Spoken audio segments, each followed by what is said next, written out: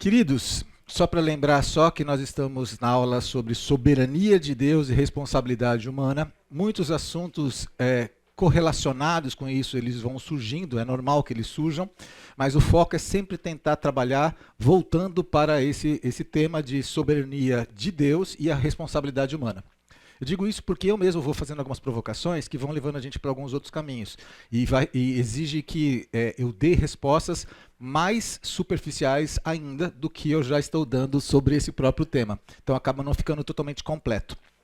Quero lembrar vocês também que a gente tem esses materiais disponíveis aqui nesse QR Code. O Google Drive tem vários arquivos lá. Tudo que eu vou falando eu vou salvando.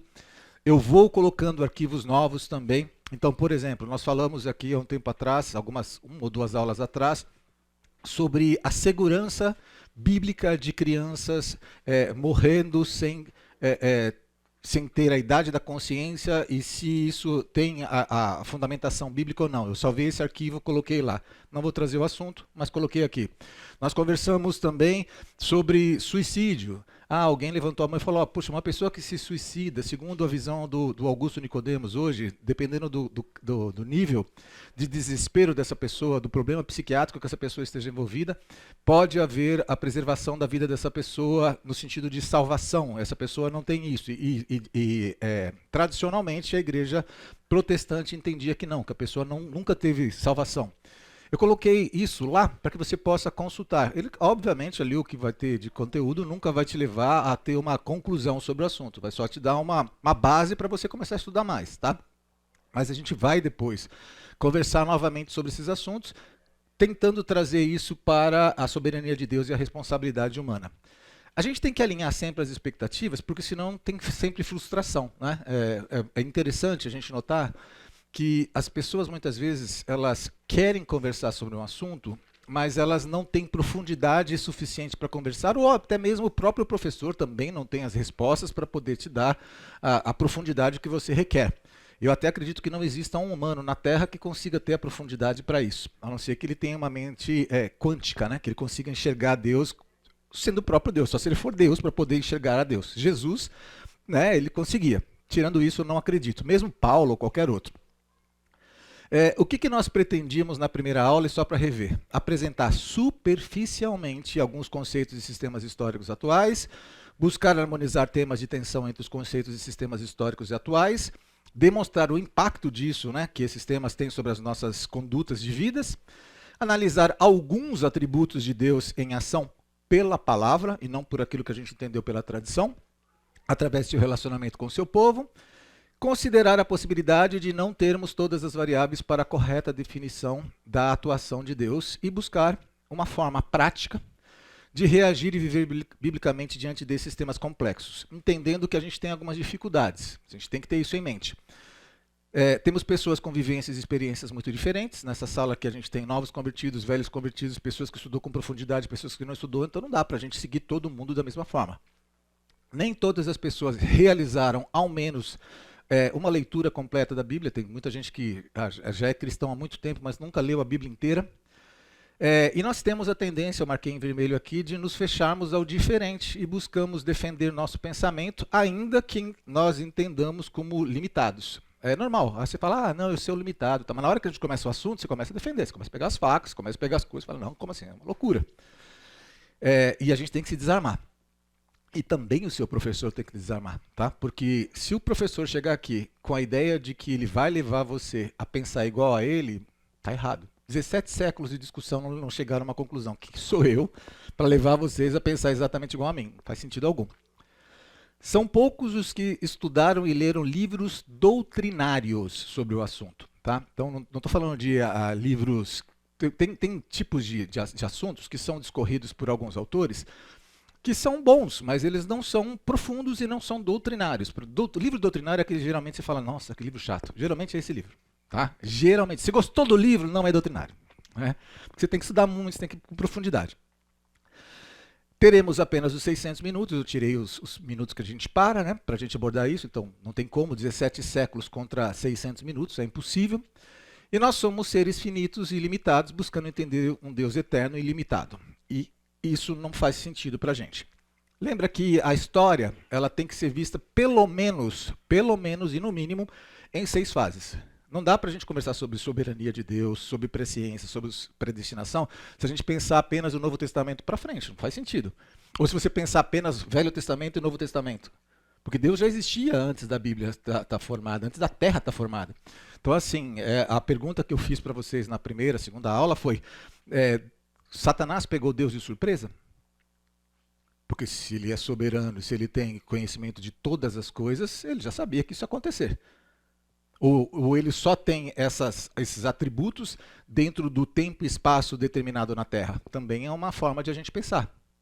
Porque se Satanás estava no mesmo espaço, no mesmo tempo que Deus, Deus não poderia ter conhecimento sobre o futuro e por isso ele foi pego, aspas, de surpresa e trabalhou dessa forma. A gente vai por aí evoluindo, tá? Mas a única coisa que eu peço para você é não coloque Deus numa caixa de sapato e também saia um pouquinho da sua tradição cristã.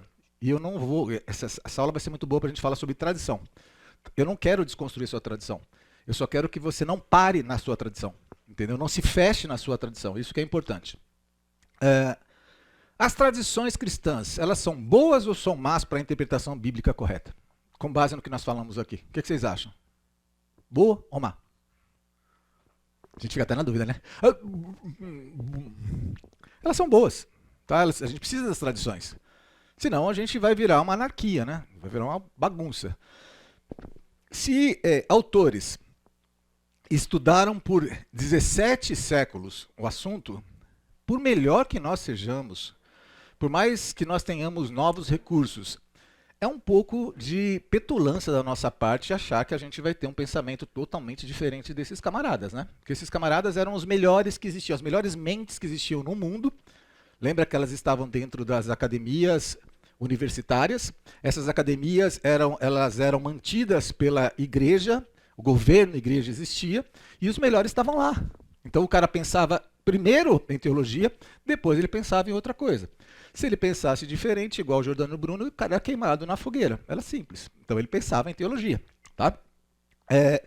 Eu sempre falo do Giordano Bruno, eu sei que o Giordano Bruno, na verdade, não é uma boa referência para a gente, não. Ele realmente foi para caminhos totalmente distantes. Mas se a gente fosse ter um pouquinho daquele crivo que a gente tinha na época que queimamos o Giordano Bruno, a Unicamp estava em fogo nesse momento.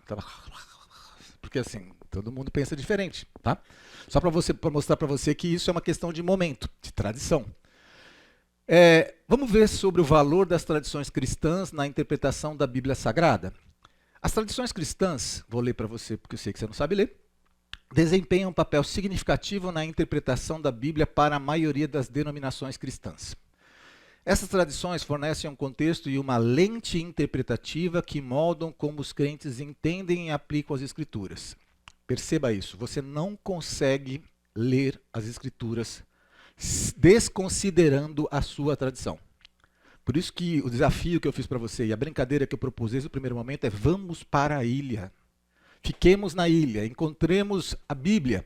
Não temos nenhuma tradição, nunca ouvimos falar sobre isso e vamos começar a ler a Bíblia e entender o que a Bíblia diz sobre si mesma. Tá?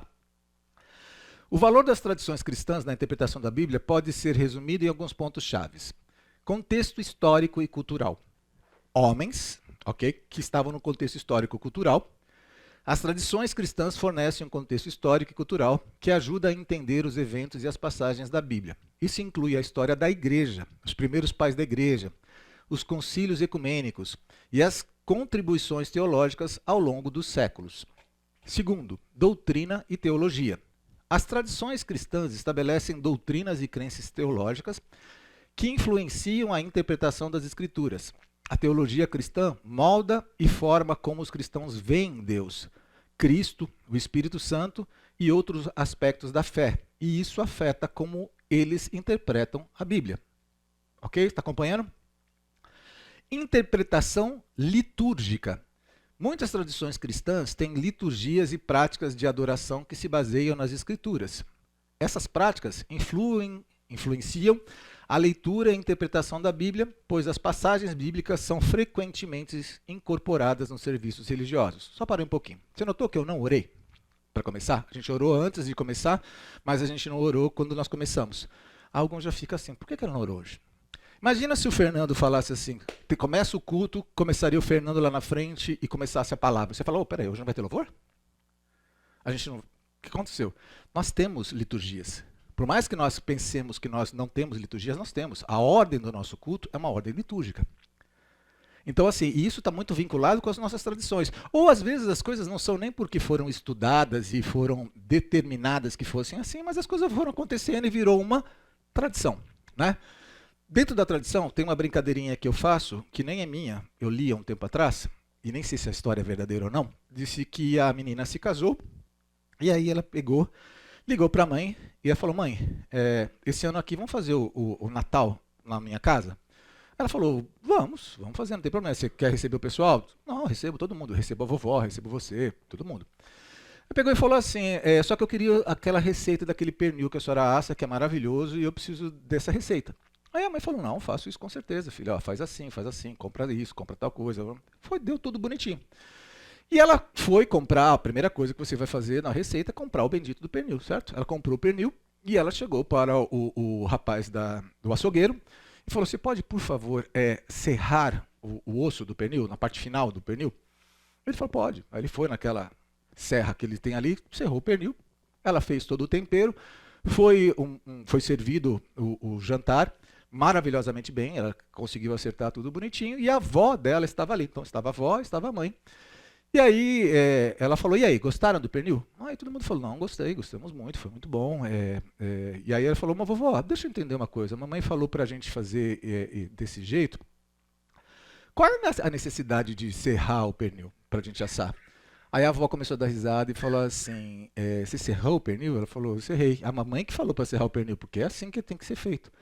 Aí a vovó deu risada e falou, na verdade, não tem nada a ver com isso. É que quando a sua mãe era criada por mim, ainda era jovem, era solteira, a gente morava numa casa que tinha um forno pequeno. E eu mandava serrar o pernil para ele poder caber dentro do forno, e assim foi. Entende a história? Isso é tradição. Isso é tradição, ele vai passando. Você nem sabe por que você vai fazendo isso daí. É um comportamento que vai acontecendo e você aceita que aquilo é verdade. E ai de alguém que se fizer diferente daquilo. Vai ter problema, o pernil vai ter um sabor diferente, tá? Claro que eu estou fazendo uma extrapolação livre aqui, tá? Mas eu só estou brincando com você para dizer que algumas tradições elas têm totalmente base, ok? E algumas delas elas surgiram porque surgiram, tá? Mas assim, vamos pegar aquelas que têm base, beleza? Tá.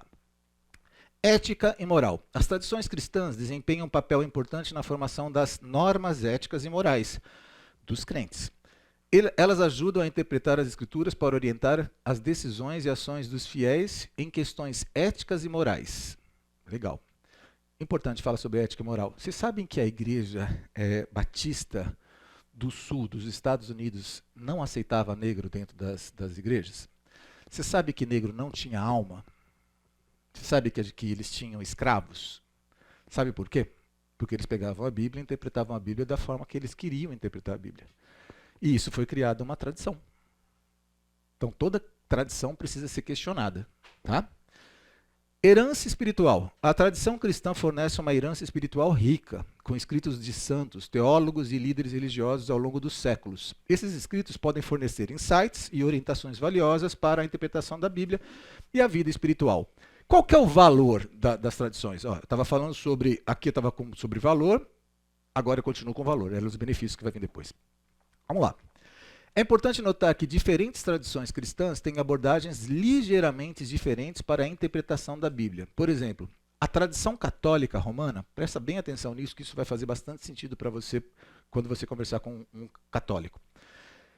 A tradição católica, por exemplo, romana, enfatiza a autoridade da igreja e a tradição apostólica, enquanto muitas denominações protestantes enfatizam a autoridade suprema das escrituras, ou seja, sola scriptura. Além disso, as tradições ortodoxas orientais têm suas próprias abordagens e enfoques na interpretação das escrituras. O que eu estou dizendo sobre a Igreja Católica ali atrás? Eles não têm apenas a Bíblia como sua regra de fé e prática, eles têm outros livros doutrinários, porque eles aceitam e reconhecem as tradições da Igreja Católica Apostólica Romana, no mesmo pé de igualdade. Então, se a Bíblia diz isso e esse diz outra coisa diferente, os dois chegaram num consenso, então isso daqui é aceito pelo catolicismo. Por isso que você nunca vai conseguir propor a um católico que ele converse com o seu pároco e o pároco aceitar que você está correto. Ele sempre tem essa defesa, tá? Em resumo, as tradições cristãs desempenham um papel essencial na interpretação da Bíblia, fornecendo contexto, doutrina, orientação ética. E eu coloquei em azul aí para você perceber que tem uma lente. E uma lente interpretativa que molda como os crentes entendem e aplicam as escrituras em suas vidas e práticas religiosas, tá?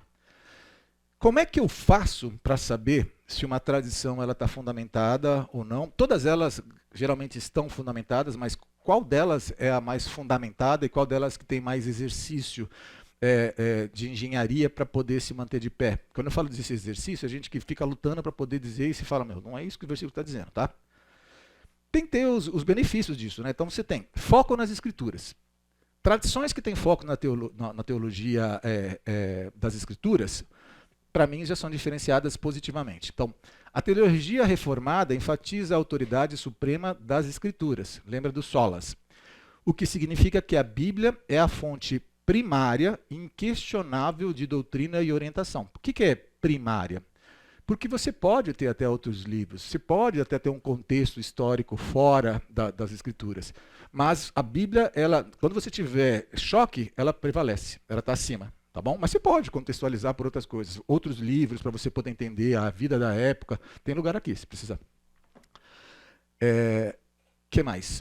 Teologia sistemática. A gente fala muito sobre teologia sistemática. Se você não conhece com profundidade, tem uma aula do Natanael, pastor da nossa igreja, está no site.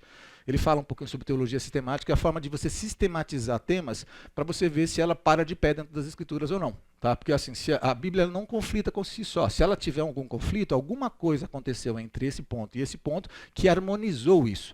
A exemplo do adultério e de ser apedrejado, a exemplo do homossexualismo, esse tipo de coisa. Estou falando de apedrejar, tá? Não falando que isso foi aceito. Então, só para entender, porque em momentos atuais a gente tem que deixar muito claro isso, né? Não que é aceito. Tá? A gente continua não aceitando. Assim como existem outros pecados que também não são dignos de serem aceitados.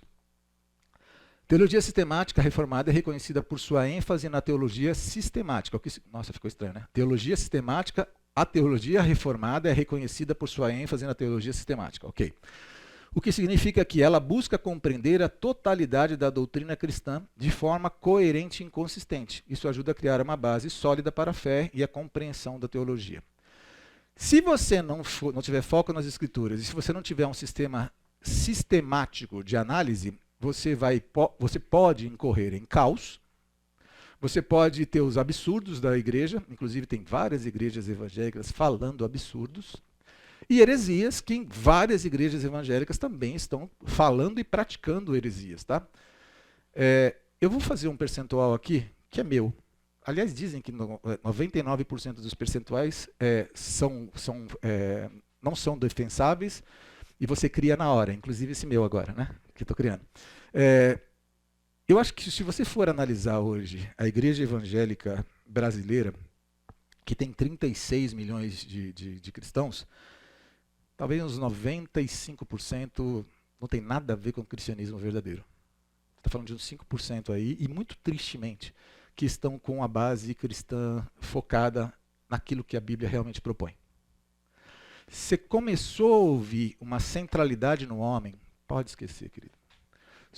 Eu vou falar uma coisa que vai entristecer algum de vocês, e isso pode trazer problema, e eu não vou abrir isso para discussão agora. Igreja apostólica, começou com o nome Igreja Apostólica, cuidado, tá? É complicado. E músicas, né? Tem música que você basta ouvir a música e você fala, cara, eu sei qual é a teologia dessa igreja, isso não faz sentido algum. Tá totalmente distante. Estou dizendo que nós somos a única igreja? Não, tá? Não estou dizendo não. Eles têm muita coisa boa, tem coisa boa aí fora, mas você tem que peneirar para chuchu, tá? Assim, eu fico imaginando Deus. Eu faço parte do Instagram, eu fico vendo aqueles videozinhos que o pessoal mostra assim, o anjo do Senhor vendo as igrejas. Você fala, meu Deus do céu, como que realmente Deus olha para a igreja? Como é que ele vê isso daqui? Deus tenha misericórdia de nós, sinceramente. Aquele que está em pé, cuide para que não caia. Importante, o diabo não pode destruir a igreja, mas pode dividi-la e torná-la inócua, ou seja, sem nenhum tipo de força. Se nós somos 36 milhões, como deveria ter essa igreja se nós fôssemos uma igreja realmente que buscasse ao Senhor da forma como a gente deveria buscar o Senhor. Imagina o impacto que esses 36 milhões teriam na sociedade, né? Mas não, a gente está querendo tocar shofar dentro dos nossos cultos. A gente está querendo falar sobre a menorá. A gente faz uma mistura total do Israel com a gente. É uma doideira, é uma loucura, né? Deus tenha misericórdia de nós. Agora, nesse exato momento, nós vamos buscar a Deus sem as tradições. Como é que a gente faz isso daí? Primeira coisa, uma oração. Amado Deus, nós louvamos a Ti pelo privilégio de estar diante da Tua presença continuamente. Nesse momento nós não entramos nela. Nós simplesmente tomamos consciência de que estamos juntos e diante de Ti.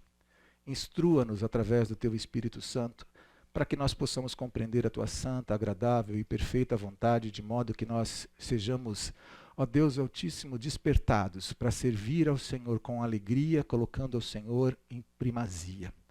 Para que nós possamos espelhar e espalhar a Tua vontade, em nome de Jesus Cristo. Amém. Espelhar e espalhar já foi patenteado já pelo nosso pastor, né? Mas eu estou usando aqui também, só para vocês saberem isso. Buscando a Deus com as tradições, mas sem barreiras. Do lado de cá, você vê aquele filme, acho que é um filme de Jesus, que ele fala assim: você está dizendo que você é o Filho de Deus? Sabe assim, aquela hora que você fala, então é isso que você está dizendo? E do lado de cá é uma figura antiga, uma pintura falando sobre o apedrejamento de Estevão. Tá? Óbvio que a gente está falando aqui que os dois estavam em contextos totalmente errados, lados errados. Né? Esse camarada aqui estava no lado errado e esses camaradas estavam no lado errado. Mas eles tinham tradições sobre eles. Tá? E essas tradições elas são importantes que a gente entenda. Por que eu estou fazendo isso? Para desmontar você sobre a sua tradição. Eu não estou dizendo que esses camaradas estavam errados nas suas tradições. Eles estavam errados em olhar a Cristo, olhar a Deus pelas tradições. As tradições deveriam levá-los a Cristo. As tradições foram insuficientes para que eles enxergassem a Deus, enxergassem a Cristo. Então, vamos lá. As principais escolas tradicionais rabínicas em 33 depois de Cristo são essas daqui. Ó. Então, no tempo de Jesus, na Palestina, no primeiro século, haviam várias escolas rabínicas ou grupos religiosos judaicos que desempenhavam papéis significativos na vida religiosa e na interpretação das Escrituras. As principais escolas rabínicas e grupos religiosos incluíam os fariseus, esse é o mais conhecido de todos, né? Os fariseus eram um dos grupos religiosos mais proeminentes no período do Segundo Templo e eram conhecidos por seu zelo pela observância da lei. Eles eram observantes da lei, ok? E pela tradição oral. Eles também acreditavam na ressurreição dos mortos e no conceito da vida após a morte. Jesus frequentemente interagiu com os fariseus e criticou suas interpretações da lei. Toda a palavra de Deus é divinamente inspirada. O que mais? Pode falar com voz alta, eu confio no você. Pode pegar, onde está isso daí? Pega aí, eu quero que alguém pegue e leia alto. Ajuda aí. O que eu pegar primeiro, lê alto.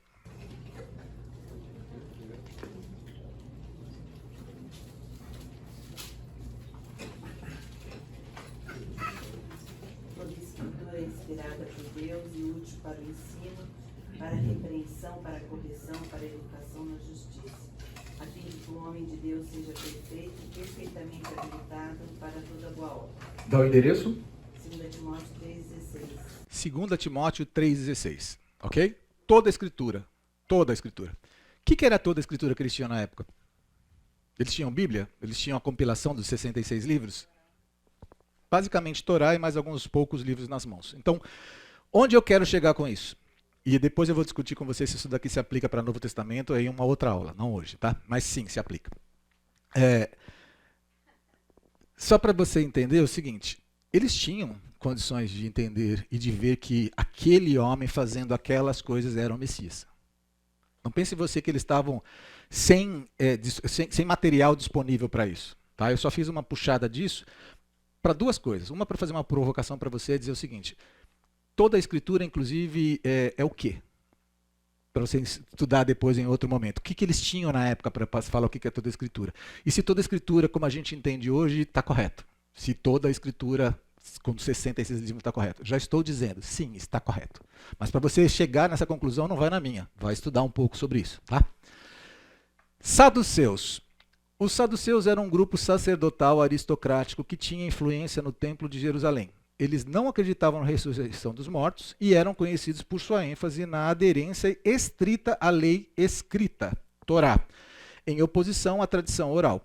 Os saduceus frequentemente entraram em conflito com Jesus e seus seguidores. Antes de eu mudar para os nossos amigos essênios, você percebe que os fariseus acreditavam na vida após a morte, os saduceus não acreditavam, os dois interpretavam o Torá, eles tinham as leis ali de Deus, mosaicas na mão deles, tá? E o que é interessante é que os dois não ficavam somente nos 10 mandamentos. Os 10 mandamentos se transformaram em quantos mandamentos? 613. Cara, é muito mandamento. Os caras conseguiram, né, colocar Deus assim, não, você tem que fazer isso, são tantos passos, eles conseguiram. Legal. Os essênios eram um grupo religioso separatista que vivia em comunidades ascéticas no deserto, como a comunidade de Qumran, onde foi encontrado inclusive o manuscrito de Isaías. Onde foram... tá aqui. Estou achando que eu estou sendo tão, né? Onde foram encontrados os manuscritos do Mar Morto. Eles eram conhecidos por sua devoção religiosa, vida comunitária e ênfase na purificação ritual. Zelotes. Os zelotes eram um grupo judaico que buscava a libertação política de Israel do domínio romano por meios violentos. Eles acreditavam na resistência armada e estavam dispostos a lutar contra as autoridades romanas. Embora Jesus não tenha sido um zelote, seu ministério ocorreu em um contexto de crescente agitação política e tensionamento com os romanos. Judas era um zelote, né? Sicários. Quem está assistindo The Chosen já viu já que temos lá o nosso Zeb, né, que eles falam lá, acho que é esse nome que eles usam, que ele era um zelote e era um sicário também. Era um grupo radical que também buscava a libertação de Israel do jugo romano, mas eram mais extremistas do que os zelotes. Eles eram conhecidos por usar táticas violentas, incluindo assassinatos políticos. É importante notar que Jesus frequentemente ensinava e interagia com pessoas de diversas origens e grupos, incluindo fariseus e saduceus, e suas interpretações com esses grupos religiosos estão documentadas nos evangelhos do Novo Testamento. Cada um desses grupos tinha suas próprias crenças e ênfases teológicas, o que moldou o contexto religioso e político no qual o ministério de Jesus se desenrolou. Com base nisso, eu quero dizer para vocês que sim, as tradições são muito boas, que as tradições, mesmo quando você usa as tradições corretas, você pode incorrer em erros. E vou te mostrar quais são eles para frente. Mas antes de a gente evoluir, eu vou fazer uma pergunta de novo para você. Se a gente está na ilha deserta e a gente pegou a Bíblia, a gente chegaria nas mesmas conclusões de Lutero? Será que a gente chegaria exatamente nas mesmas conclusões de Lutero? Sim. Nós iríamos chegar na mesma conclusão que Lutero chegou. Então, assim, eu estou dizendo para vocês que somente pela fé você pode encontrar o reino de Deus, não existe pelas suas obras. Somente pelas Escrituras, ela é a maior fonte de inspiração, ela é a única forma de você chegar próximo a Deus. Somente por Cristo, o sacrifício vicário dele por você, somente pela graça, você não tem nada para oferecer a Deus, nada que você possa trocar com Deus que faça sentido, e a gente vai crescer sobre isso. E a glória é somente a dele, só pertence a ele, não tem alguém que deva ser glorificado, tá? Legal. Mas a gente precisa fazer isso aqui, ó. Desencaixotar as coisas. Porque as nossas tradições nos fazem encaixotar as coisas, tá? A gente faz isso o tempo todo. Então, o que a gente precisa fazer para desencaixotar as coisas? A gente precisa estudar pessoas na Bíblia que Deus falou que era segundo o coração dele. Alguém deixou uma caneta aqui, mas eu gostei, agora vou ficar apertando a caneta. Davi é um homem segundo o coração de Deus, ok? Bíblia fala isso. Vamos ler esse texto aqui. E vamos voltar àquele assunto anterior, tá, sobre a criança. Então Davi disse a Natã: pequei contra o Senhor, e Natã respondeu: o Senhor perdoou o seu pecado, você não morrerá. Isso está em 2 Samuel 12, de versículo 13 a 22. Entretanto, uma vez que você insultou o Senhor, o menino morrerá.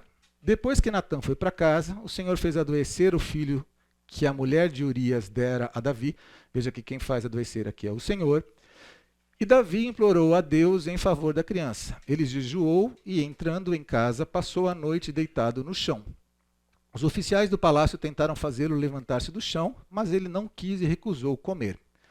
7 dias depois, ou seja, por 7 dias ele jejuou, a criança morreu.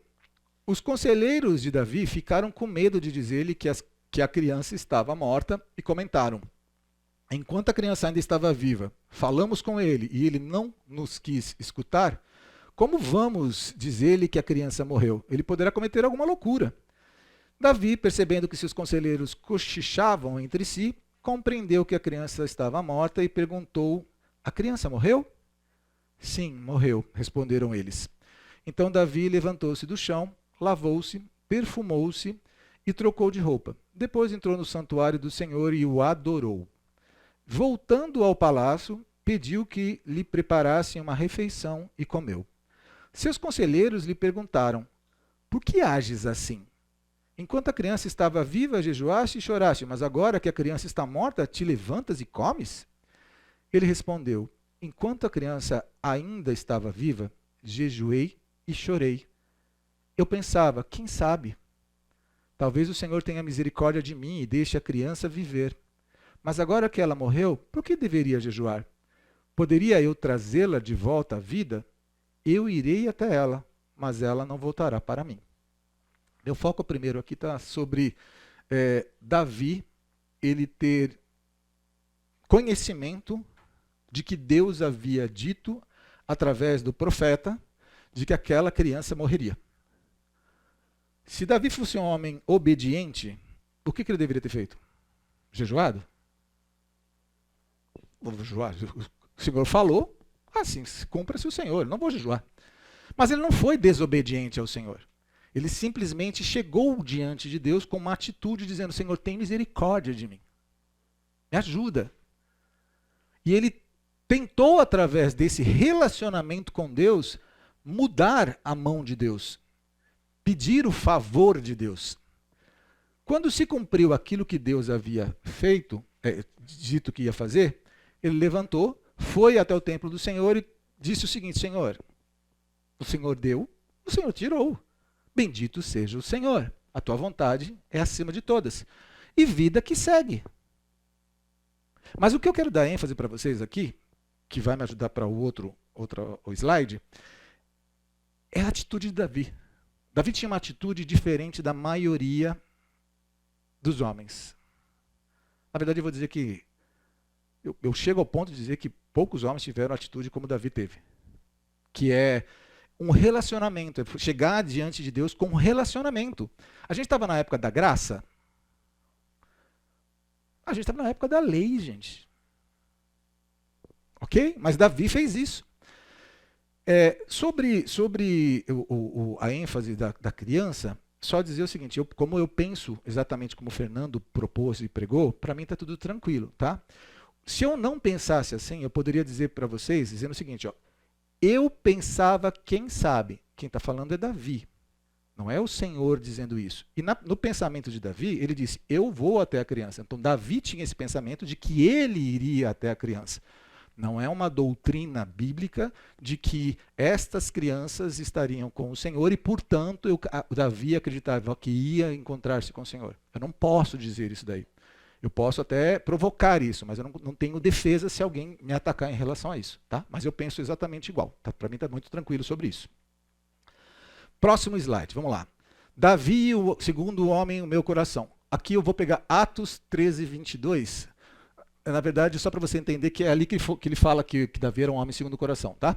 Mas ó, pega 1 Samuel 21, 3 a 6 e depois pega Mateus 12. Um grupo diferente, aí pode pegar a mesma coisa. Olha que interessante. De novo, Davi está na época da lei. Ele não está debaixo da graça. Olha o que aconteceu aqui. Ó. Em 1 Samuel 21, 3 a 6. Que tens à mão? Dá-me 5 pães na minha mão, ou o que se achar. E respondendo o sacerdote a Davi, disse: não tenho pão comum à mão. Há, porém, pão sagrado, se ao menos os moços se abstiveram das mulheres. E respondeu Davi ao sacerdote e lhe disse: as mulheres, na verdade, se nos vedaram desde ontem e anteontem, quando eu saí. Os vasos dos moços eram santos. e de algum modo é pão comum, sendo que hoje santifica-se outro vaso.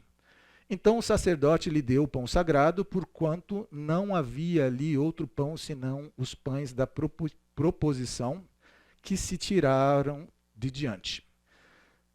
Peço a você que você estude um pouquinho mais do que isso que eu estou lendo.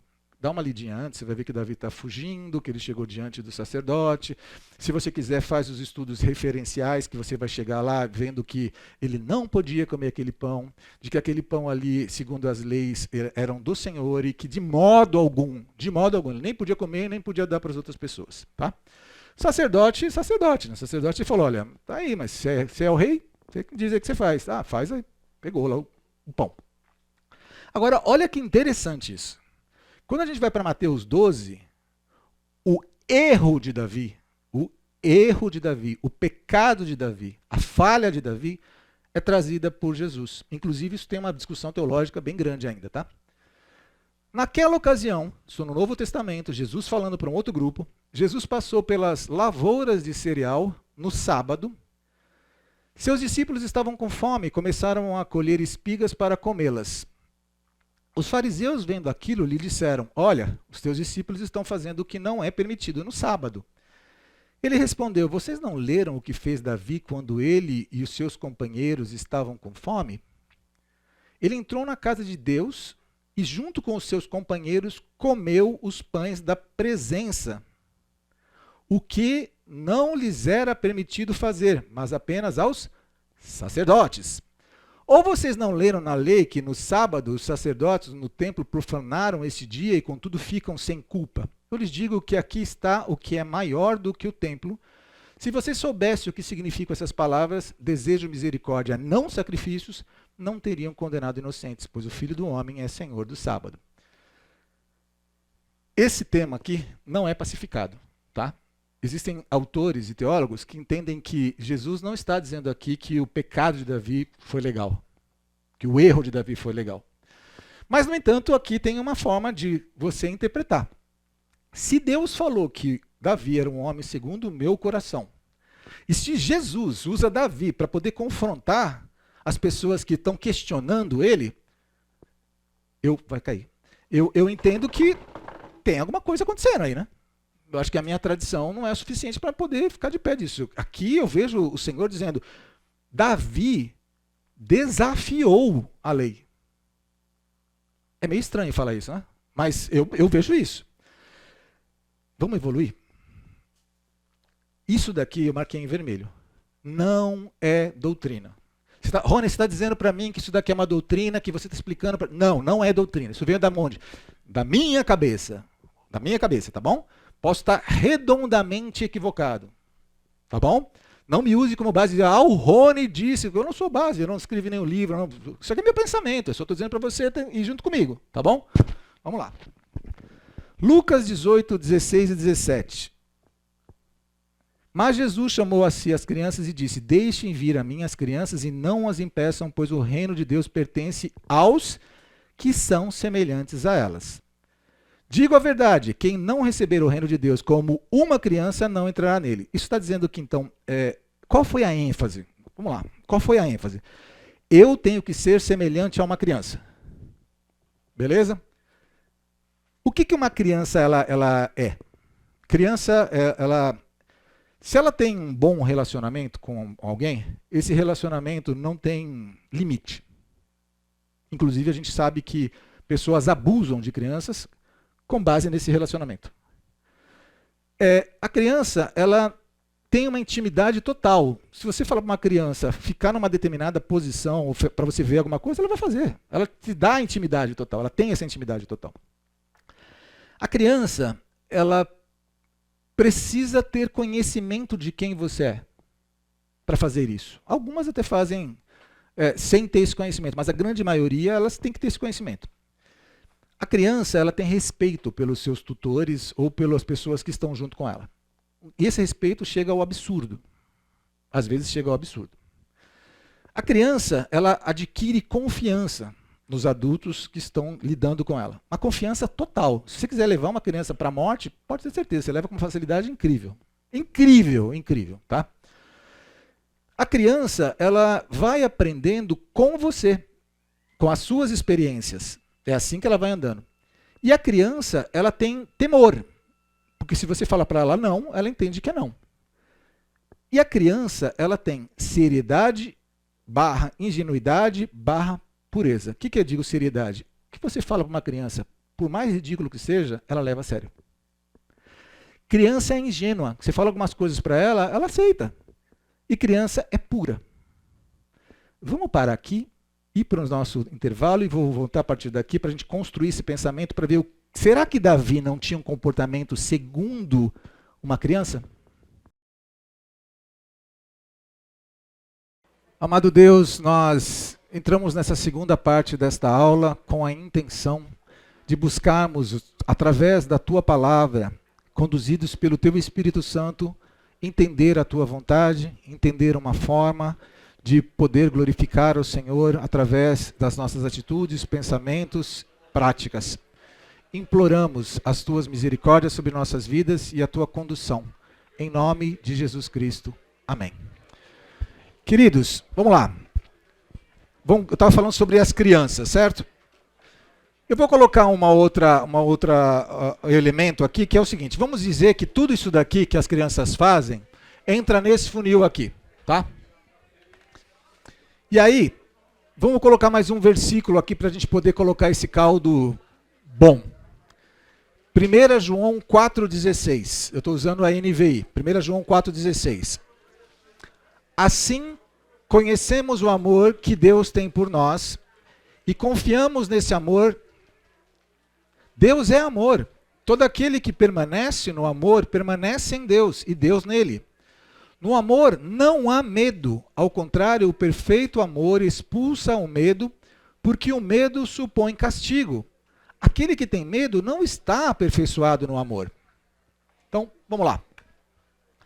Vocês perceberam que o que eu estou tentando fazer com vocês aqui, que não é doutrina, que é uma especulação minha, mas que cabe uma reflexão, é tentar fazer um paralelo com Davi. Eu quero trazer um paralelismo com a prática de vida de Davi. Tá? Lembra que eu falei que uma criança, ela tem todos isso daqui, ó, a gente enxerga isso daqui nas crianças. Mas lembra também que Davi, ele tinha uma coisa que era fantástica. Davi, ele dizia assim, ó quanto amo a tua lei, ela é a minha meditação de dia e de noite, ok? Alegrei-me quando me disseram, vamos à casa do Senhor. Davi era um homem que ele tinha prazer em ter um relacionamento com Deus. Ele tinha isso, ele demonstrava isso. E ele estava diante de Deus continuamente orando, buscando e tendo prazer no próprio Senhor. E ele fala assim, ó como amo a tua lei, ó quanto amo a tua lei. Meu amigo, você sabe o que é a lei do Velho Testamento? Pesada para chuchu, é bem complicada. Mas ele dizia que ele amava. E aqui, esse versículo, ele me diz que o verdadeiro amor lança fora o temor. O medo. O medo, temor, a raiz é a mesma. Que seja, vamos dizer assim, um fala de medo, o outro fala o temor. Vamos pegar o que a literalidade está dizendo aqui. Um lança fora o medo. E aí ele diz assim, e porque o medo pressupõe castigo. Olha que coisa interessante. Aí a gente evolui e diz o seguinte, será que Davi não amava ao Senhor? Assim como uma criança ama o Senhor? De novo, estou falando que isso daqui é especulação minha, tá bom? Beleza. E vamos colocar agora mais um versículo bíblico. Texto fora de contexto pode ser utilizado para um pretexto. Então eu estou dizendo a vocês o seguinte, vocês têm que analisar o todo, senão eu posso usar versículos isolados aqui e conduzir vocês para onde eu quero. Vocês têm que ser conduzidos pela Bíblia, pelo contexto, tá? Sem fé é impossível agradar a Deus, pois quem dele se aproxima precisa crer que ele existe e que recompensa aqueles que o buscam. É impossível você agradar a Deus sem fé. Será que não é isso que fez com que o homem, segundo o coração de Deus, Davi, fosse esse homem segundo esse coração de Deus? Ou seja, será que, eu estou só criando uma situação, será que ele não tinha um relacionamento com Deus? Que essa intimidade do Senhor é para aqueles que o buscam, lá de Salmos 37:4, se não me falha a memória. Será que esse conhecimento que ele tinha de Deus, será que esse respeito que ele tinha por Deus, será que a confiança que ele tinha por Deus, a experiência que ele já tinha visto Deus fazendo na vida dele, dava a ele um temor e ao mesmo tempo levava Deus tão a sério, e ele tinha uma ingenuidade, uma pureza, que tudo isso misturado com amor permitiu que ele pudesse pegar os pães que ele deveria não ter pego? Estou pegando um único exemplo. Será que aquela mulher que estava com fluxo de sangue fazia 12 anos, que não poderia tocar em ninguém, porque ela transformaria as pessoas que ela tocasse em impuro, e pensou assim: se ao menos eu tocar na borla das suas vestes, eu serei curada? E Jesus olhou para ela e falou: quem me tocou? Porque eu percebi, eu senti que de mim saiu virtude, saiu poder. Será que não é isso? É um desespero ao mesmo tempo que você fala: eu vou para o tudo ou nada. Eu confio no Senhor. E se Ele me levar, me levou. Talvez seja esse o pensamento. O que eu quero fazer com esse pensamento com você? Se Davi tivesse se atido exatamente ao que era a lei, ele não tinha feito isso. Se aquela mulher tivesse se atentado apenas àquela lei, ela não tinha feito aquilo. Estou tentando dizer para você o seguinte: quebremos a lei. Vamos fazer, interpretemos da forma como nós queremos interpretar. O que Deus diz que é pecado, a partir de agora eu acho que não é pecado. É pecado para você, mas não é para mim. Não é nada disso, tá? Não é nada disso. Só que eu estou dizendo que quando você olha Deus através disso daqui, você enxerga um Deus diferente. É interessante isso. Posso dizer que todo mundo tem que ser... tentar desta forma? Não, não posso. Mas eu acho que vale a pena aqui esse pensamento extrapolado. Isso daqui é um conto indiano antigo, muitos de vocês já ouviram, mas a brincadeira aqui é trabalhar com a verdade, o ponto de vista, tá? Porque já que nós somos heurísticos, nós não temos todo o conhecimento. A história dos 7 homens sábios e um elefante teve origem no subconsciente indiano. Subcontinente, né? Subconsciente foi ótimo. Pior que vocês foram comigo. Diz a lenda que numa cidade viviam 7 sábios cegos que davam conselhos a todas as pessoas que os consultavam. Eram sábios, né? Para resolver seus problemas. Os homens eram amigos, mas mantinham uma competitividade acirrada e acabavam discutindo o tempo todo para evidenciar quem era mais sábio. Um dia, depois de uma conversa cansativa sobre a verdade, o 7º sábio se aborreceu e resolveu ir embora para as montanhas e disse aos amigos: somos homens cegos e talvez possamos ouvir e entender melhor que as outras pessoas a verdade da vida. Mas vocês ficam discutindo como se quisessem ganhar uma aposta, um jogo. Cansei dessa competição. Vou-me embora. Um dia, um comerciante chegou à cidade montado num belo elefante africano. As pessoas nunca tinham visto um animal daquele porte, nem mesmo os sábios cegos, e todos saíram à rua para vê-lo. Os cegos rodearam o elefante para tocá-lo, e o primeiro sábio apalpou a barriga do animal e disse: é muito parecido com uma parede. O segundo sábio, tocando nas suas presas, o corrigiu: é muito parecido com uma lança. O terceiro sábio, que segurava a tromba do elefante, retrucou: é muito parecido com uma cobra. A mão do quarto sábio acariciava o joelho do elefante e o sábio contestou: é muito parecido com uma árvore. O quinto sábio gritou, quando mexia nas orelhas do elefante: é muito parecido com um abano. E o sexto sábio, irritado, rebateu: todos vocês estão errados. O elefante é muito parecido com uma corda, disse, tocando a pequena cauda do elefante. E alvoroçados, os 6 sábios ficaram discutindo até que o 7º sábio, cego, descendo das montanhas, apareceu conduzido por uma criança. Ao ouvir a contenda, pediu ao menino que desenhasse no chão a figura do elefante. Quando tateou os contornos do desenho, percebeu que todos os sábios estavam certos e iludidos ao mesmo tempo. Agradeceu ao menino e afirmou: é assim que os homens se comportam perante a verdade. Pegam apenas uma parte, pensam que é o todo e continuam tolos. Onde eu quero chegar com isso, senhores? Todas as tradições são boas. Todas as tradições são limitadas.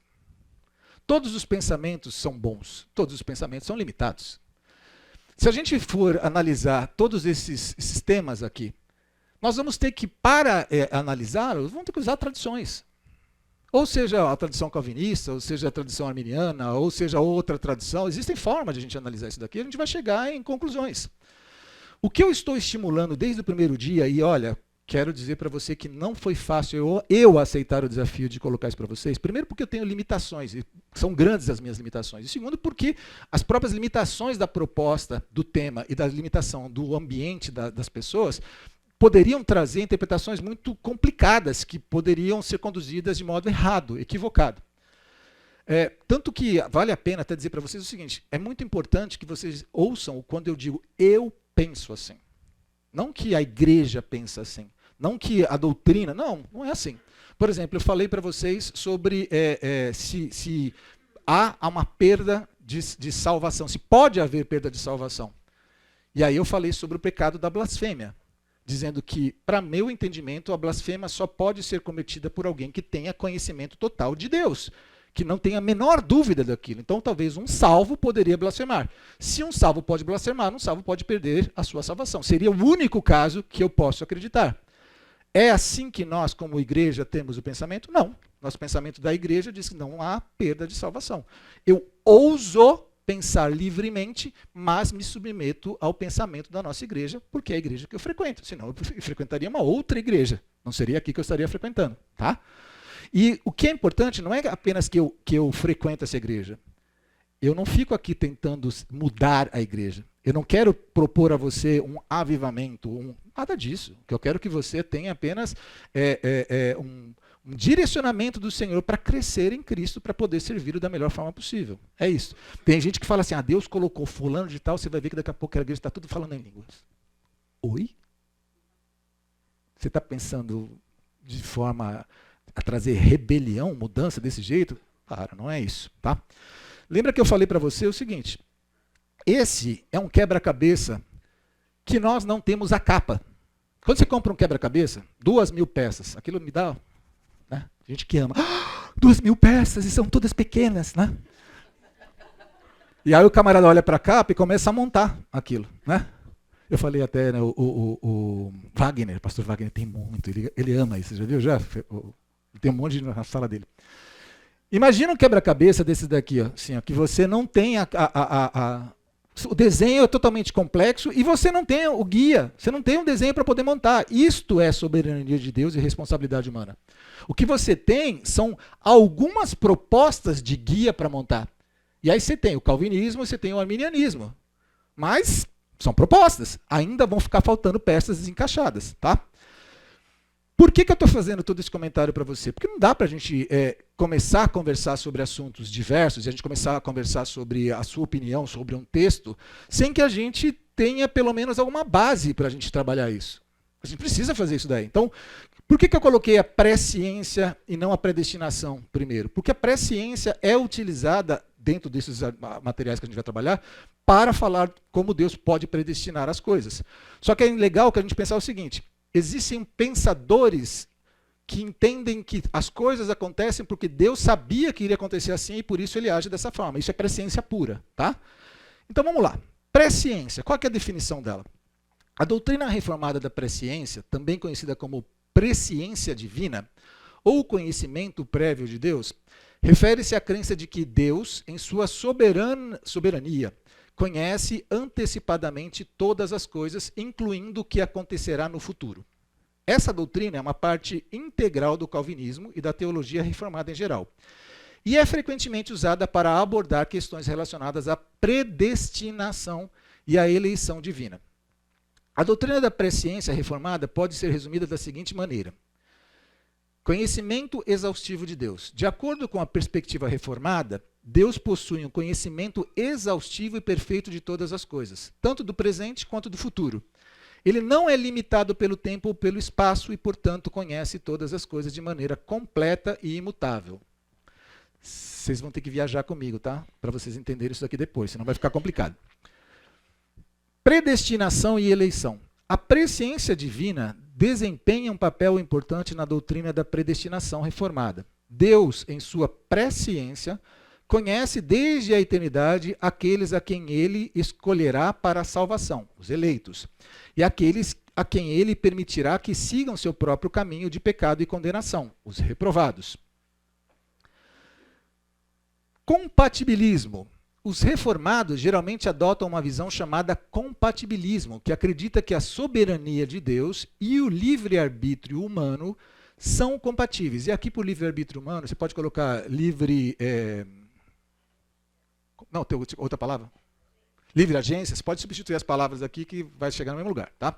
E depois eu vou explicar o que é um e o que é outro.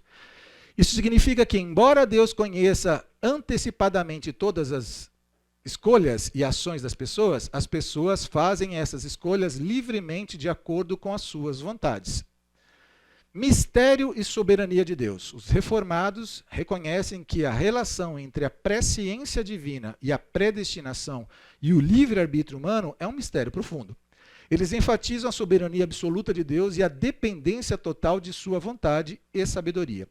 A doutrina da presciência na teologia reformada é frequentemente usada para explicar como Deus pode ser soberano sobre todas as coisas, incluindo a eleição e a predestinação, enquanto ainda permite que as pessoas tomem decisões responsáveis e genuínas.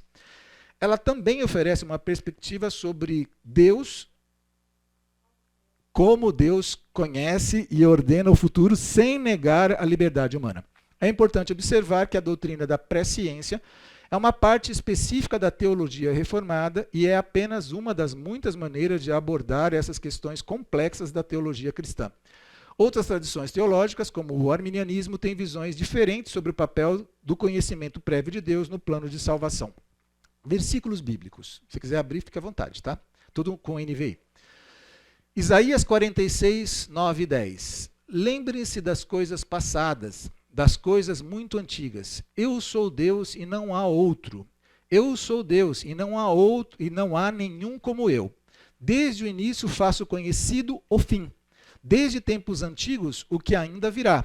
Digo, o meu propósito permanecerá de pé e farei tudo o que me agrada. Esse versículo enfatiza que Deus conhece o futuro desde o início e que seu propósito sempre se cumprirá. Então ele tem que ter presciência, ele faz as coisas sabendo que vai chegar lá exatamente sem nenhum tipo de alteração. Salmo 139, 4. Antes mesmo de a palavra me chegar à língua, tu já a conheces inteiramente, Senhor. Esse versículo destaca o conhecimento completo de Deus sobre as palavras e ações das pessoas, mesmo antes de serem expressas. Eu já me perguntei, se o Senhor sabe disso, por que eu preciso orar? Eu já me perguntei, sinceramente. Acho que todo cristão verdadeiro já né, fala, pô, como assim? Por que eu preciso orar, então? Mas, ok, isso é Bíblia e eu creio exatamente assim. E harmonizo depois. Atos 2, 23. Conforme o propósito determinado e a presciência de Deus, vocês o prenderam e mataram por meio de homens ímpios, de acordo com o que estava predeterminado. Esse versículo relaciona o cumprimento dos eventos com o propósito e a presciência de Deus. Romanos 8, 29. Pois aqueles que de antemão conheceu, também os predestinou para serem conforme a imagem de seu Filho, a fim de que ele seja o primogênito entre muitos irmãos. Esse versículo sugere que a predestinação está relacionada ao conhecimento prévio de Deus. Efésios 1, 4 até o 5. Pois Deus nos escolheu nele antes da criação do mundo, para sermos santos e irrepreensíveis em sua presença. Em amor, nos predestinou para sermos adotados como filhos por meio de Jesus Cristo, conforme o bom propósito da sua vontade. Esses versículos afirmam que Deus escolheu e predestinou os crentes antes da criação do mundo com base em seu conhecimento prévio. Olha que coisa interessante aqui. Aqui eu fiz questão de marcar em vermelho predestinou e em verde conhecimento prévio. Aqui ele está falando sobre predestinação, aqui ele está falando sobre presciência. Na mesma frase. As duas coisas estão dentro da mesma frase. Isso vai fazer sentido para... Humanamente é uma loucura. Mas quando a gente falar efetivamente sobre a metodologia quântica e a relação tempo e espaço, dentro da minha limitação, porque eu não sou físico, né? Tem que chamar outras pessoas para conversar sobre isso, mas aí você vai ver que você consegue ter vários tempos e vários espaços coexistindo ao mesmo tempo. Eu faço essa pausa dramática para saber se vou tomar uma tomatada ou se vocês... é isso, tá bom. Vamos continuar.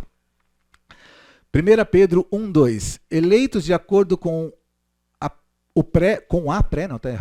Eleitos de acordo com o pré-conhecimento de Deus Pai, pela obra santificadora do Espírito, para a obediência a Jesus Cristo e a aspersão do seu sangue. Foi eleito de acordo com o pré-conhecimento de Deus. Vamos lá. Esse versículo menciona que os crentes são eleitos de acordo com o pré-conhecimento de Deus. Esses versículos bíblicos são frequentemente citados para sustentar a doutrina da presciência divina, demonstrando que Deus conhece o futuro e que sua vontade soberana é baseada em seu conhecimento completo e antecipado. Perceba que toda vez que eu for utilizar a palavra presciência, nos próximos textos ela vai estar em verde, ou pode ser que esteja marcada em verde, e quando for falar sobre predestinação vai ser em vermelho. Eu fiz isso para você conseguir destacar que as palavras elas estão nos mesmos textos muitas vezes, tá? Vamos falar sobre predestinação. Já vimos o que é presciência, vamos falar sobre predestinação.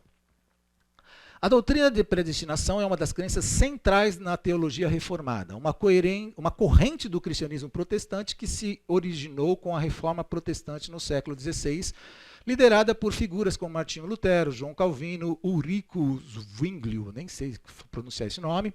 A doutrina da predestinação reformada lida com a questão da eleição divina, ou seja, a escolha de Deus de quem será salvo e quem será condenado.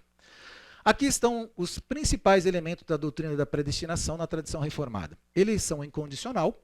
A doutrina reformada ensina a eleição incondicional, que significa que Deus escolheu salvar algumas pessoas antes da fundação do mundo, mas não com base em méritos humanos, mas de acordo com a sua vontade soberana.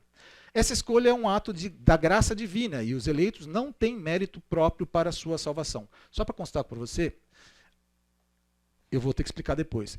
Eu não acredito nisso e acredito exatamente assim. Eu acredito exatamente assim, mas não acredito nisso. Vou explicar depois. Reprovação. Como contraparte na eleição, a doutrina reformada também ensina a reprovação, ou seja, a escolha de Deus de não salvar algumas pessoas. No entanto, os reformadores enfatizam que Deus não é responsável pelo pecado ou pela condenação das pessoas, mas sim que as pessoas são responsáveis por suas próprias ações pecaminosas e escolhem rejeitar a Deus. Soberania de Deus. A doutrina da predestinação reformada enfatiza a soberania absoluta de Deus sobre todas as coisas, incluindo a salvação e a condenação. Deus controla todas as coisas de acordo com seu plano eterno. Duplo discernimento. Alguns teólogos reformados ensinam a ideia do duplo discernimento da vontade de Deus. Isso significa que há uma vontade de Deus revelada na Bíblia, sua vontade preceptiva, que diz como as pessoas devem viver, e há sua vontade secreta e soberana, sua vontade decretiva, que inclui sua eleição e predestinação. Isso daqui eu quero conversar depois com vocês com um pouco mais de profundidade, acho que cabe. Confiança na graça. Os reformados enfatizam a importância da confiança na graça de Deus para a salvação, não nas obras humanas. Isso está em linha com a ênfase da reforma na sola gratia, somente pela graça, como um dos 5 solas da reforma. É importante notar que a doutrina da predestinação reformada é uma visão teológica específica dentro do cristianismo e é frequentemente associada à tradição calvinista. No entanto, outras correntes do cristianismo protestante, como os arminianos, divergem dessa visão, defendendo a ideia de que o livre-arbítrio humano desempenha um papel maior na salvação. A doutrina da predestinação continua sendo um tema complexo debatido na teologia cristã. Versículos. Romanos 8, 29 e 30. Porque aqueles que de antemão conheceu, também os predestinou. Você está vendo aqui de novo a presciência de Deus e a predestinação, para serem conformes à imagem do seu Filho, a fim de que ele seja o primogênito entre muitos irmãos, e aos que predestinou também chamou, aos que chamou também justificou, aos que justificou também glorificou. Esses versículos destacam uma sequência ordenada. Deus predestina, chama, justifica, glorifica os crentes, sugerindo um plano divino estabelecido, pré-estabelecido. Quer alguém falar alguma coisa? Pode. Efésios 1, 4 e 5. Pois Deus nos escolheu nele antes da criação do mundo para sermos santos e irrepreensíveis em sua presença. Em amor nos predestinou para sermos adotados como filhos por meio de Jesus Cristo, conforme o bom propósito da sua vontade. Ele nos escolheu. Esses versículos enfatizam que Deus escolheu os crentes antes da criação do mundo, indicando a predestinação divina. 2 Timóteo 1-9, ele nos salvou e nos chamou com uma santa vocação, não em virtude das nossas obras, mas por causa da sua própria determinação e graça. Esta graça nos foi dada em Cristo Jesus antes dos tempos eternos. Este versículo sublinha que a salvação é baseada na determinação de Deus, que ocorreu antes dos tempos eternos. Atos 13:48. Quando os gentios ouviram isso, ficaram muito contentes e glorificaram a palavra do Senhor e creram todos que haviam sido designados para a vida eterna. Esse versículo sugere que a crença ocorre daqueles que foram designados para a vida eterna, destacando a predestinação divina. Romanos 9:11. Todavia, ainda antes de os gêmeos nasceram ou de praticarem o bem ou o mal, a fim de que o propósito de Deus, conforme a eleição, permanecesse, não por obras, mas por aquele que chama. Esse versículo enfatiza que a eleição de Deus não é baseada em obras, mas em seu propósito divino. É importante observar que a interpretação desses versículos e a doutrina de predestinação são temas teológicos complexos e que frequentemente são controversos. Nem todos os cristãos compartilham desta crença, e diferentes tradições teológicas têm perspectivas variadas sobre a questão da predestinação. Antes de eu ir para o próximo slide, que é esse aqui, eu quero dizer para você o seguinte. A gente tem o hábito, muitas vezes, de entender que nós estamos com a verdade bíblica, a verdade teológica. E eu nem quero questionar o quanto nós, calvinistas, estudamos mais do que os arminianos. Tá? São pouquíssimas as igrejas arminianas que têm teologia fundamentada, doutrinária, que realmente estudam com profundidade. Os arminianos de cabeça são raridades. O que você mais tem é arminiano de coração. Aquelas pessoas que falam, eu creio porque eu creio, e aí ele começa a contar a experiência e tudo mais. Tá? Mas é importante notar que existem pessoas inteligentes do lado de lá e que também fundamentam seus pensamentos em doutrinas. Tá? Existe vida inteligente do lado de lá. Tá? Isso é importante. Tá? Eu quero, antes de evoluir, a gente está com tempo ainda, acho que vai dar para trabalhar, eu quero lembrar você sobre Caio Fábio.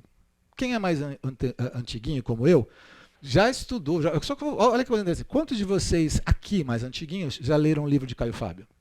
Ergue a mãozinha mais. Agora, olha em volta para você ver. Caio Fábio era o cara. Caio Fábio falava e a gente era... Caio Fábio inverteu a vida dele, foi para um caminho super complicado e hoje, se eu fizer qualquer comentário aqui e colocar referência, livro Caio Fábio... Estranho, né? É estranho. Por que eu estou fazendo esse comentário com você? Porque mesmo os pensadores, mesmo os teólogos, também são questionados. Eles são utilizados por uma determinada época e numa outra época eles são refutados. A gente faz isso. Tá? Então eu te digo o seguinte, veja sempre a tradição com bons olhos, mas não veja ela como sendo a soberania. Quem tem a soberania é Deus. Tá? Quem é o soberano é o Senhor. E na dúvida, pro réu, ou seja, pela dúvida, fique com Deus. Aceite que Ele sabe e que você nunca vai conseguir entender. Às vezes eu vejo gente falando assim, mas um dia eu vou chegar diante de Deus e vou falar. Você não vai falar nada, porque não vai fazer sentido algum para você. Você vai chegar lá, vai aceitar, é boa, tá tudo legal. Entendeu? É isso. É isso, tá? Eu vejo que um dos maiores pontos de tensão que existe entre as pessoas, dentro das doutrinas teológicas, é exatamente isso daqui.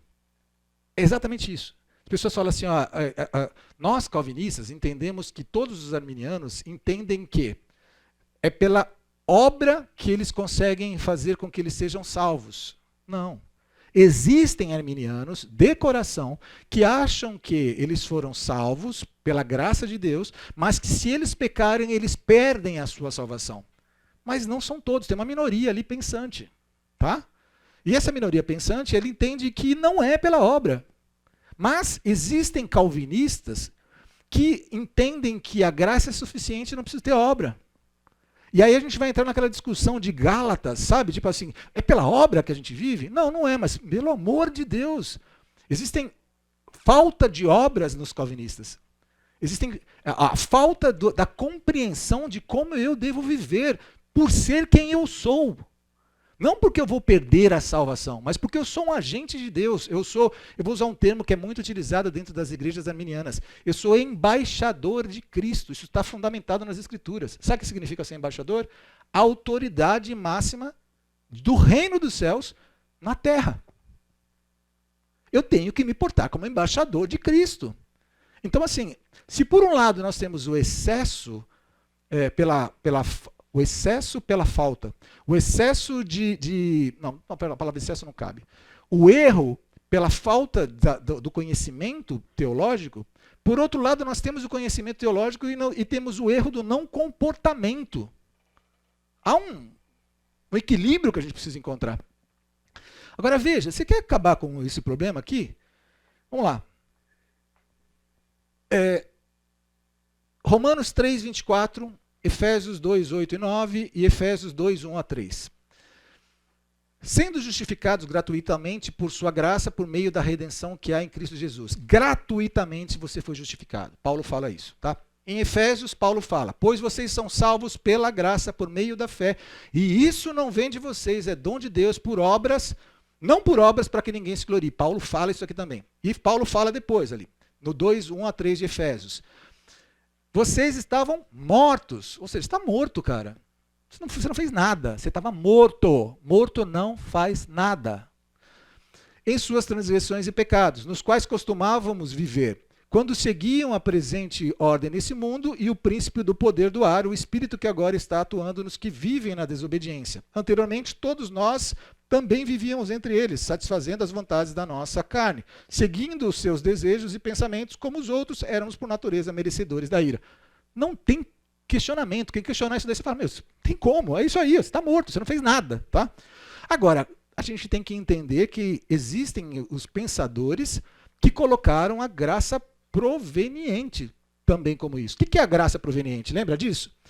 A expressão graça proveniente refere-se a uma concepção teológica que sugere que Deus, tá? Concede sua graça de forma ativa e inicial, indo ao encontro das pessoas antes mesmo de que elas busquem ou reconheçam Deus. Também é conhecida como graça preveniente ou graça preveniente de Deus. A ideia fundamental por trás da graça proveniente é que, em sua iniciativa, move-se em direção às pessoas, concedendo-lhe a sua graça para capacitá-las a responder ao Evangelho e a aceitar a salvação. Essa doutrina é frequentemente associada ao arminianismo, uma tradição teológica cristã que enfatiza o livre-arbítrio humano e a crença de que as pessoas têm a capacidade de aceitar ou rejeitar a oferta da salvação em Cristo. Vamos pôr ela um pouco mais em questionamento? Romanos 11, 33, 36. Ó profundidade da riqueza, da sabedoria e do conhecimento de Deus. Quão insondáveis são os teus juízos e inescrutáveis os teus caminhos. Quem conheceu a mente do Senhor, ou quem foi o seu conselheiro, quem primeiro lhe deu para que ele a recompense? Pois dele, em verde, por ele e para ele são todas as coisas. A ele seja a glória para sempre. Amém. O que ele está dizendo aqui? O que eu estou trazendo? Você quer ter paz nesse assunto? Nesse assunto apenas. Considere a possibilidade de que pode ter sido isso. Rony, você consegue provar, e se você fizer parte de uma banca examinadora, você vai conseguir fazer... Não, 17 séculos já mostraram que não. Não. Você quer que eu seja resumido? Não. Mas isso daqui, para mim, consegue pacificar um monte de problemas, um monte de coisas. O que a gente precisa fazer? Toda essa aula foi montada com uma mentalidade de desconstruir as tuas certezas para que você possa ter segurança em Deus, de modo a servi-lo exatamente como Ele quer que você o sirva. Por quê? Porque eu acho que as tradições são ruins? Não. Porque eu acho que se eu tiver apenas a lente da tradição, eu tendo a julgar qualquer coisa, a partir dali posso errar. A gente viu que historicamente já aconteceu isso. Isso já aconteceu. Eu posso estar fazendo isso nesse exato momento. Então, o que a gente precisa fazer é entender que nós não devemos ser clientes. Nós devemos ser teólogos, pequenos teólogos. Todo mundo precisa fazer uma teologia com profundidade? Não. Mas quando é exposto a uma palavra, você tem que fazer como os bereanos, você tem que ver o fundamento disso, estudar isso tudo. É causar a sede em você de ver que se a sua fundamentação ela é correta. Paulo falou isso em relação a Timóteo. A gente precisa entender isso tudo. E qual é a finalidade última disso? Que nós sirvamos a Deus da melhor forma possível. Que nós sejamos agente de mudança onde é que nós estivermos. Eu vou conduzir agora, para a próxima aula, a gente realmente vai começar. Eu falei a próxima aula eu só vou jogando para frente, mas eu precisava fundamentar tudo isso para você, para a gente ir para aquela história. Eu preciso orar? Eu preciso jejuar? Eu preciso pregar a palavra? E se pregar a palavra, se eu preciso pregar a palavra, de que forma eu tenho que pregar esta palavra? Eu tenho que simplesmente expor a palavra de Deus e deixar as consequências para Cristo apenas? Eu tenho que viver, como Paulo falou, mas quando eu fui até vocês, não foi com palavras de persuasão humana, mas demonstração do Espírito e do poder de Deus. Eu tenho que talvez ter entendimento de que o que eu achava que tinha acontecido, que é o cessacionismo dos dons, maravilhas, prodígios, ele realmente está no passado, ele pode acontecer no futuro, no presente.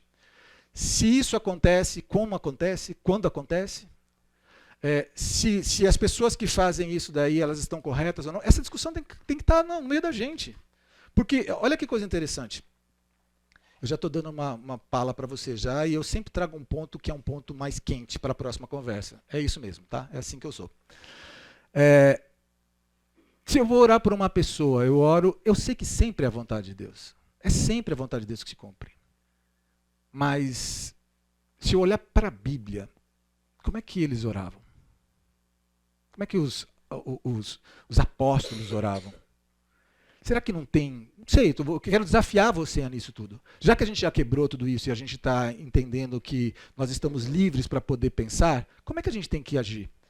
Já quero dizer para você que a gente não vai sair daqui todo mundo orando um pelo outro. Não é isso. Não é essa a proposta. Tá? Eu creio na doutrina proposta por essa igreja. Eu sou um fontiano. Tá? Da bandeira da fonte. Tá? Mas a nossa igreja ela é fantástica. Ela é fantástica porque ela permite exatamente isso que nós estamos fazendo. O que ela não permite, é óbvio, é que a gente tenha um ponto de foco de discórdia que vire um levante. Aí não faz sentido algum. Ok? Mas a nossa igreja, ela é uma igreja inteligentérrima, porque a gente lida com pessoas muito inteligentes. E essas pessoas muito inteligentes são pessoas que estão abertas ao pensamento diverso. E é claro que você chega uma hora que você tem que fundamentar e falar, peraí, eu vou para cá, senão eu estou indo para um caminho totalmente errado. Não vamos para o caminho errado. Não é essa a ideia. Tá?